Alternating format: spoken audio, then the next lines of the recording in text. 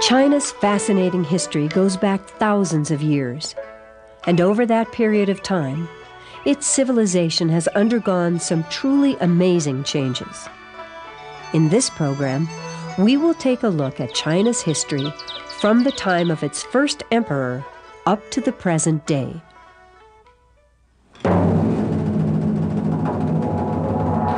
China takes its name from its first emperor, Qin Shi Huang, who conquered 6 kingdoms to create the Empire of China over 2 centuries before the birth of Christ. The first emperor was a brutal man with an enormous ego, and he only ruled China for 11 years. During the Qin dynasty, the period when men of the Qin family ruled China, China's boundaries looked like this, and the country was considerably smaller than it is today. Surprisingly, a large number of things created during the ancient Qin dynasty have survived to this day. Perhaps the most interesting of them is the emperor's silent army seen here. It consists of thousands of realistic life-size clay statues that were buried near his tomb and that were intended to protect him in the afterlife. No doubt, many of the soldiers represented here helped the first emperor conquer the kingdoms from which he forged the original empire of China. And these soldiers also would have helped to enforce his harsh laws, collect his heavy taxes, and carry out his command that all books in the defeated kingdoms, except medical books, be destroyed by fire. The second and most famous legacy of the Qin dynasty is the winding stone barrier seen here, called the Great Wall of China. In order to keep invaders out of his empire, the first emperor ordered the construction of the Great Wall in the year 214 BC. Although little of the original wall remains today, it linked together several already existing shorter walls. And over the centuries, the Great Wall of China grew to be many thousands of miles long. The first emperor relied on the forced labor of as many as 1 million people to build the Great Wall, which resulted in an enormous and tragic loss of life. And in the end, both the ruthless exploitation of people and the waste of China's financial resources led to the downfall of the Qin dynasty. It was in the year 202 BC that men from the Han family began to rule China. The Han emperors rejected the harsh ways of the Qin dynasty and created a strong centralized government based on the teachings of the great Chinese philosopher Confucius. During the Han dynasty, China conquered lands to the north of the Great Wall, and the nation's territory more than doubled in size, while its population increased to 50 million people. And during the Han dynasty, the arts and sciences thrived, paper was invented, and Buddhism reached China from India. Also at this time, an overland trade route that came to be called the Silk Road was established that linked China to the distant lands of the Roman Empire. Because during the Han dynasty, Rome became a leading world power by overthrowing the great empire of ancient Greece, by conquering Egypt and the rest of northern Africa, and by conquering vast parts of Western Asia and Europe as well. It was also during the Han dynasty that Christianity spread rapidly across the Roman Empire. And it is interesting to note that whereas the powerful and sophisticated European civilization of ancient Rome was at its peak during the Han dynasty, At the same time, an equally high level of civilization and tremendous political and military power existed in China, too. Nevertheless, rivalries among the emperor's relatives and high government officials brought about the collapse of the Han Dynasty in the year 220 AD. After the fall of the 400-year-old Han Dynasty, strong centralized government vanished in China, and the Chinese Empire split up into separate states that battled one another for nearly the next 4 centuries. However, it was during the era of the Warring States that Buddhism spread across China. In Europe, the powerful Roman Empire split apart as well, and then in 476 AD, uncivilized barbarians conquered Rome. Thereafter, European civilization entered a period called the Dark Ages, when learning and artistic achievement declined. While during this same period, far away in North and South America, certain native civilizations built fabulous cities and thrived.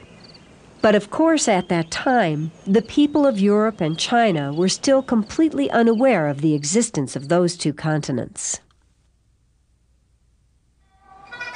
Strong centralized government finally returned to China in the year 581 AD, when emperors from the Sui family reunified China. But 37 years later, a revolt of the Chinese people ended the Sui dynasty, and the first in a long line of Tang emperors began to rule China. Under the Tang rulers, the government of China became very highly organized, and more difficult tests were required of those who wished to work for the emperors.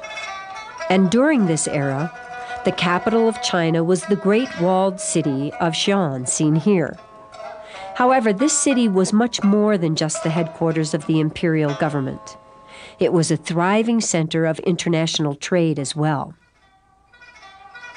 That was because Xi'an was where the Silk Road to Europe began.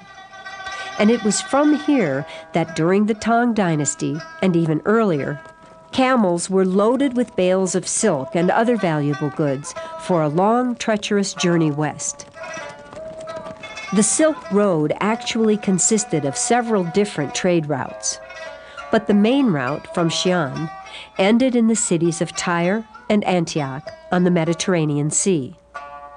It is important to note that it was during the Tang Dynasty that Arab traders who traveled the Silk Road helped spread the brand new faith of Islam across Asia to China.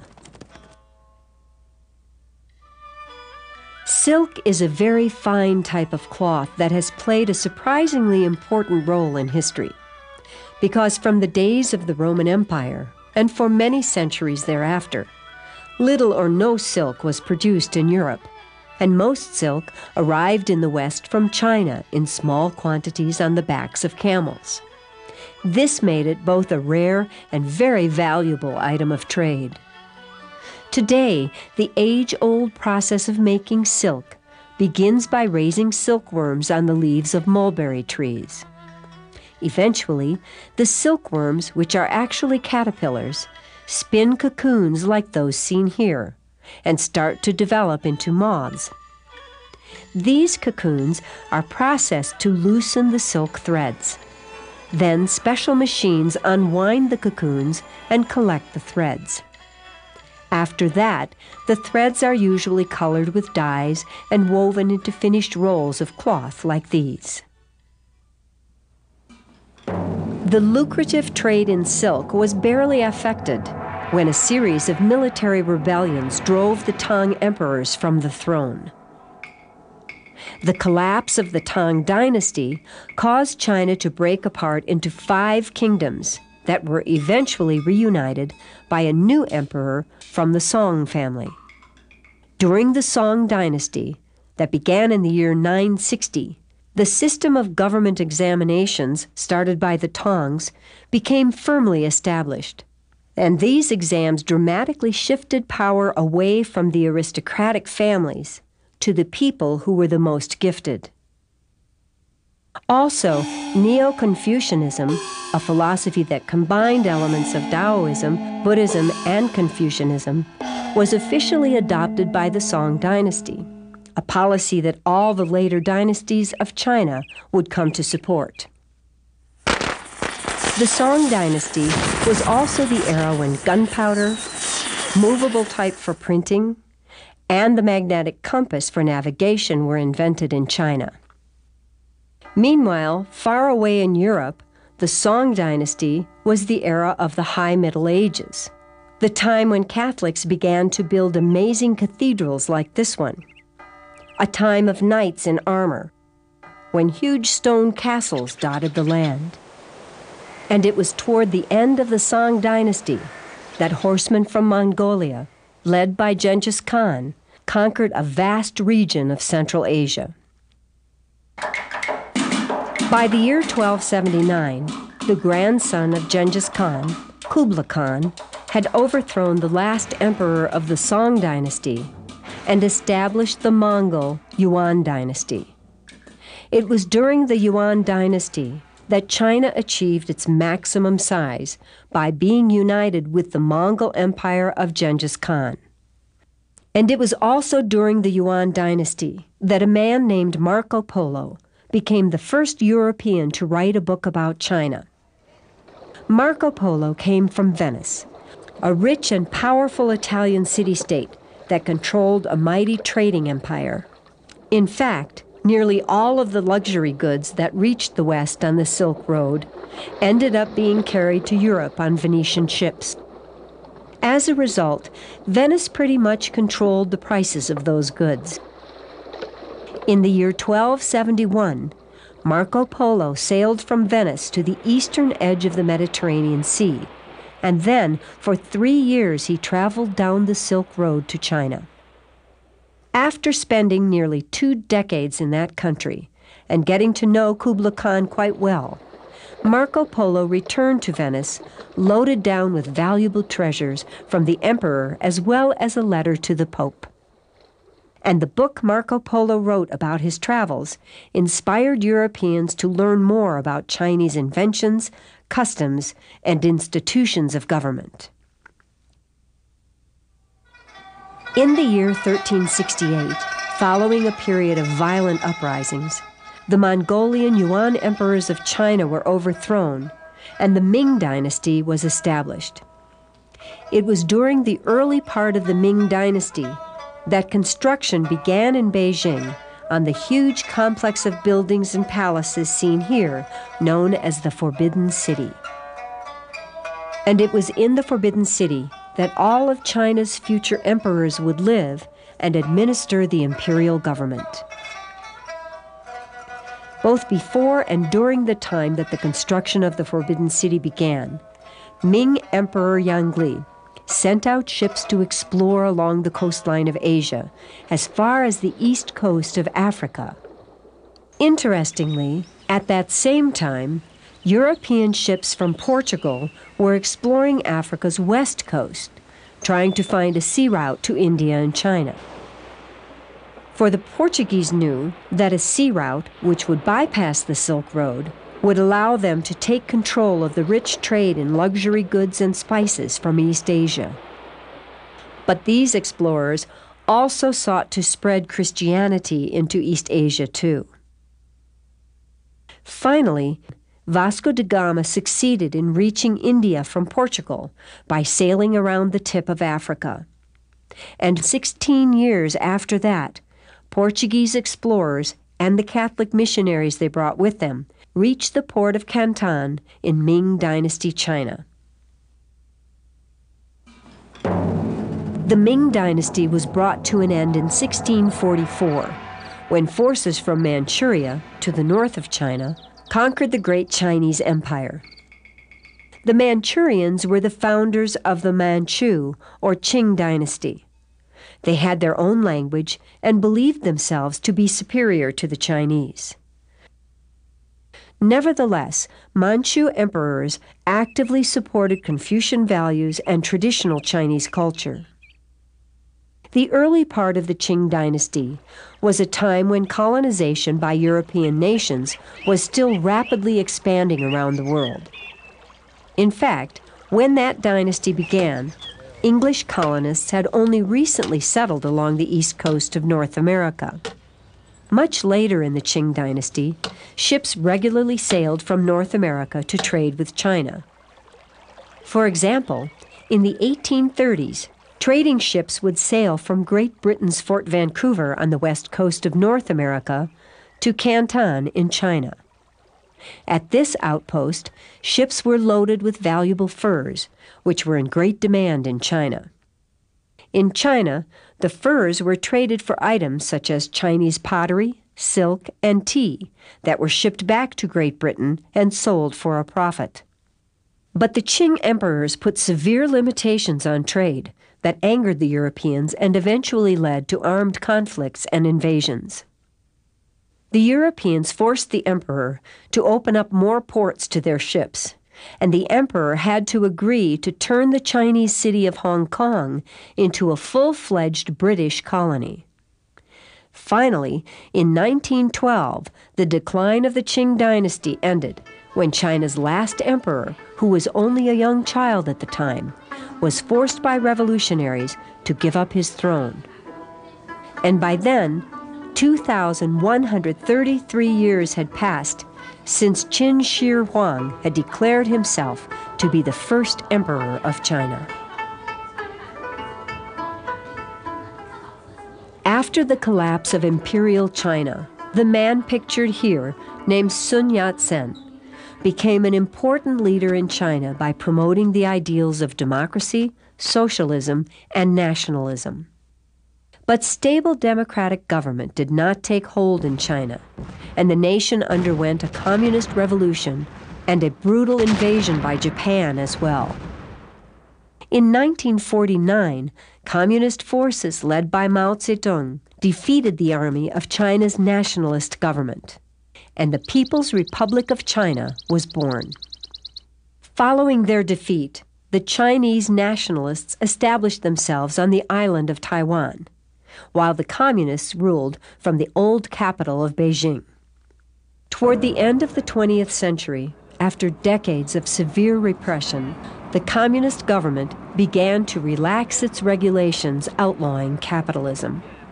And in spite of the persistent poverty that still afflicts its huge rural population, the results have been truly astounding. For in an extremely short period of time, China has transformed itself into the factory for the world and become the home of the fastest growing economy on earth. China's cities are booming places with serious pollution problems, where new buildings seem to sprout up overnight. Most new construction in China provides improved housing, so it is typical to see old neighborhoods being torn down to make way for new apartment buildings. In China, wages are quite low, but so are people's rental and medical expenses. China is now, as it always has been, the world's most populous country. However, today, in order to stop its disastrous population explosion, the government has decreed that families must have no more than one child, while increasing wealth is allowing more people to own cars in this mostly bicycle-riding nation, an event that is contributing enormously to the worldwide shortage of oil. But in spite of its many difficulties, China has clearly regained its rightful place among the Earth's most powerful nations.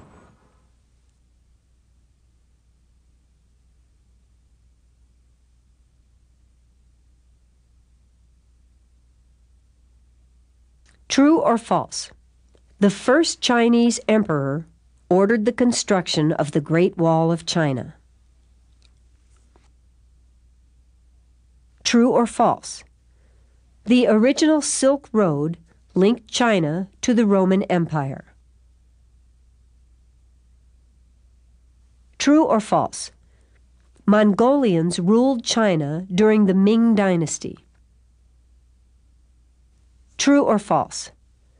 Spain was the first nation to find a sea route from Europe to East Asia. True or false? Sun Yat-sen led China's communist revolution.